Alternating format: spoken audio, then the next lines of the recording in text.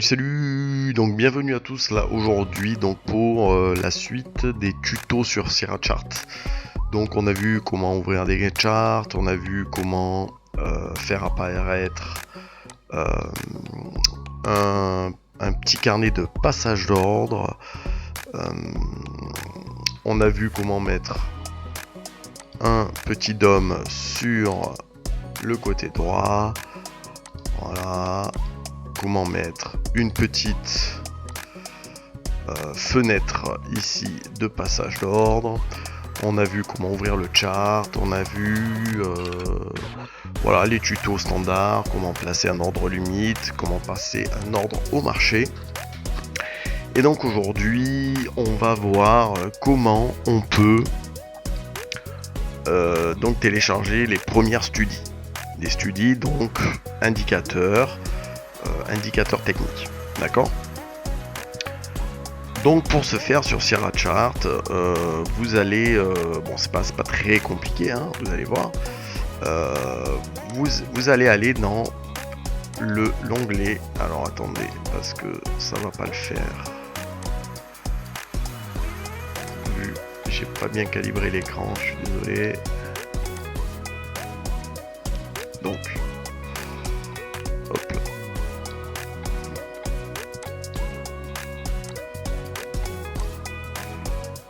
Vous allez aller dans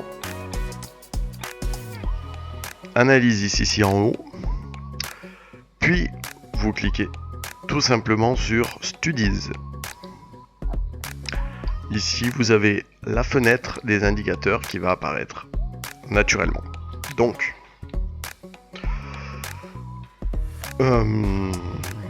pour les indicateurs, regardez, ça va, c'est dans l'ordre alphabétique et vous avez toute cette liste. Donc autant vous dire que des indicateurs, il y en a un paquet. Et dans cette liste, vous avez tous les indicateurs possibles, hein. Vous avez autant des indicateurs basés sur le temps et le prix que des indicateurs sur les volumes. Ok, donc il manque rien. Vous avez tout de manière native. Il n'y a pas besoin d'aller acheter des indicateurs à droite à gauche. Tout est déjà présent nativement dans Sierra Chart. D'accord. Alors, pour ajouter l'indicateur, ça va être très simple. Vous, par exemple, alors bon, on va utiliser des indicateurs que moi j'utilise personnellement. Donc par exemple les bandes de Bollinger que j'utilise, alors là on est sur un indicateur basé sur le temps et le prix, non pas sur les volumes. C'est un indicateur que j'utilise beaucoup dans certains contextes de marché, pas dans tous les contextes, mais dans certains contextes ça peut m'être utile. Donc vous appuyez sur Add, ici vous avez une fenêtre qui s'ouvre, une seconde, et là vous voyez dans Setting and Input en haut, vous avez toutes les caractéristiques de l'indicateur.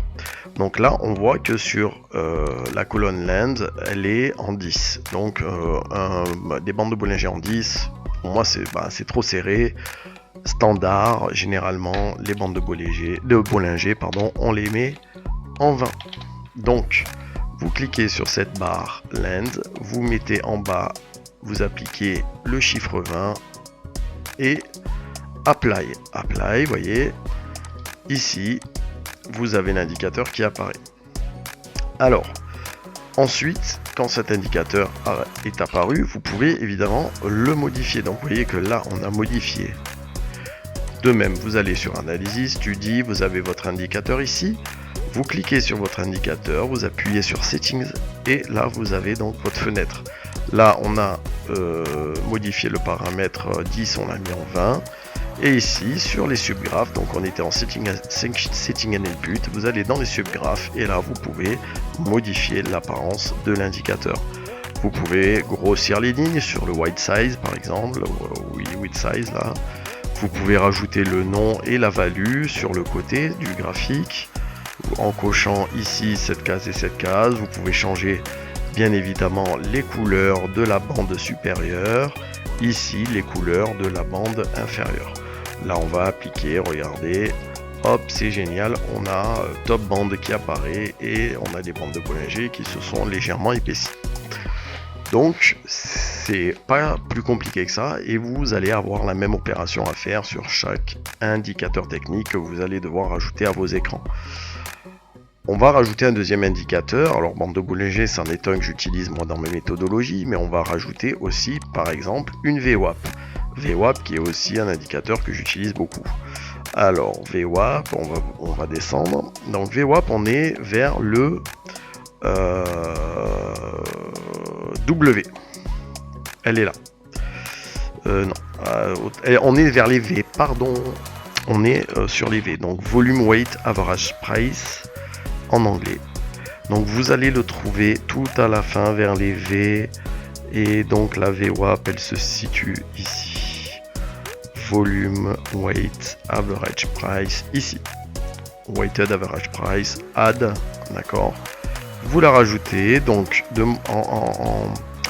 vous l'avez, donc vous allez dans Setting and Input, nativement vous l'avez en Days, c'est-à-dire c'est une VWAP journalière pour des stratégies intra-journalières.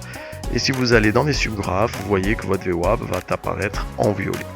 Vous faites appliquer, ok, ok, et vous avez votre VWAP qui n'est pas visible apparemment. Ou alors elle est... Ah, elle est là. J'ai eu peur. Alors, je vais mettre le chart en 5 minutes. Alors, je vous le rappelle, je ne sais pas si dans les autres tutos, vidéos tutos, on l'avait vu. Mais regardez, pour mettre un chart en 5 minutes de solution, vous allez dans chart, barre période. Et là, vous choisissez l'unité de temps. Par exemple, vous mettez sur du M5. D'accord? Voilà. Là, vous avez téléchargé déjà deux studies. La VWAP et la VWAP qui est ici en bas. Et les bandes de Bollinger. Donc la VWAP, le trait violet, c'est la ligne du prix moyen. Et les deux traits gris sont les standards déviation 1. Donc là, on voit qu'on est en tendance haussière au-dessus de notre VWAP intraday. Et là déjà, vous avez deux indicateurs. Un indicateur donc qui est les bandes de Bollinger, qui est un indicateur de volatilité, hein, qui va décrire, qui va vous donner un petit peu la volatilité, soit haussière, soit baissière, soit neutre d'un actif, avec les différentes phases des bandes de Bollinger. Vous pouvez aller voir sur mon site, hein, je parle justement de la VWAP et de ces différentes phases, haussière, baissière et neutre. Et vous avez un VWAP, déjà vous avez là deux outils. Et je dirais même plus que là déjà sur un simple écran comme ça, vous avez déjà trois outils. Vous avez une VWAP journalière, une bande de Bollinger qui vous donne un petit peu la volatilité et comment dirais-je, la phase dans laquelle on se trouve, hein, soit haussière, soit neutre, soit baissière. Et vous avez même le carnet d'ordre à droite, puisque vous avez vu tout à l'heure, j'ai fait un petit clic et j'ai fait apparaître le carnet d'ordre. Alors il n'y a rien, hein, il y a très peu d'indications sur ce carnet d'ordre.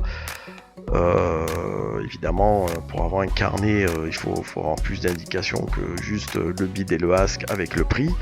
Mais là déjà, sur un chart comme ça, vous avez quand même déjà trois outils. Le VWAP, le carnet et les bandes de Bollinger qui vont vous décrire la volatilité, le price action du moment. Voilà, et donc après, vous allez, si vous voulez rajouter par exemple des points pivot, c'est un exemple, hein, vous cherchez l'indicateur ici, donc point pivot AP, là c'est dans l'ordre alphabétique, attendez, P, ça doit pas être loin. Voilà, pivot point daily, vous appuyez sur la petite touche add, vous appliquez et vous avez votre indicateur pivot avec par exemple ici la R1 et le point pivot journalier qui est ici par exemple. Vous voyez? Voilà, là vous avez déjà 4 outils, un carnet, une bande de bol, un VWAP et un point pivot journalier. Ok, donc voilà, c'est aussi simple que ça, c'est pas si compliqué que d'ajouter des studies. Et vous allez le voir après, je vous ferai des vidéos pour comment implémenter un footprint, un market profile, parce que ce sont des outils un petit peu plus poussée. Et ces outils-là sont pas forcément évidents à paramétrer. Donc après, je vous ferai des petites vidéos comment pour que vous puissiez avoir un footprint et un market profile dans vos studies de façon simple. D'accord, enfin de façon simple, en tout cas, j'essaierai de vous expliquer ça de façon la plus simple possible. C'est pas compliqué, ne vous inquiétez pas, franchement. Je sais que Sierra est pas une plateforme simple d'utilisation, mais voilà, en y travaillant un peu, puis n'oubliez pas, vous avez toujours l'intelligence artificielle, hein, vous mettez un petit chat GPT, Gemini, ce que vous voulez, à côté, et puis vous lui dites, voilà, je voudrais implémenter tel indicateur, et il vous fera le truc, hein, bon, des fois, c'est pas terrible, je le répète, des fois, il vous dit des informations qui sont pas terribles, mais voilà, là, en tout cas, moi, je vous explique, étape par étape, comment implémenter donc des studies sur vos graphiques. N'hésitez pas à regarder la vidéo, de la mettre en arrière-plan tout en travaillant sur vos graphiques à côté, en ouvrant les plateformes, en téléchargeant les actifs, etc.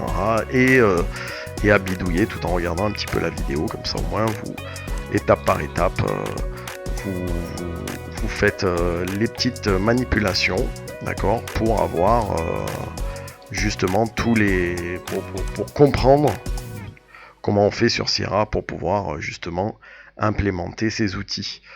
C'est simple, mais quand on connaît pas, ça peut être compliqué et prendre du temps.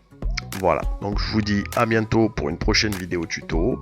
N'hésitez pas à liker, partager. Bye bye, bonne chance et faites attention à votre aide sur les marchés. Ciao ciao les gars.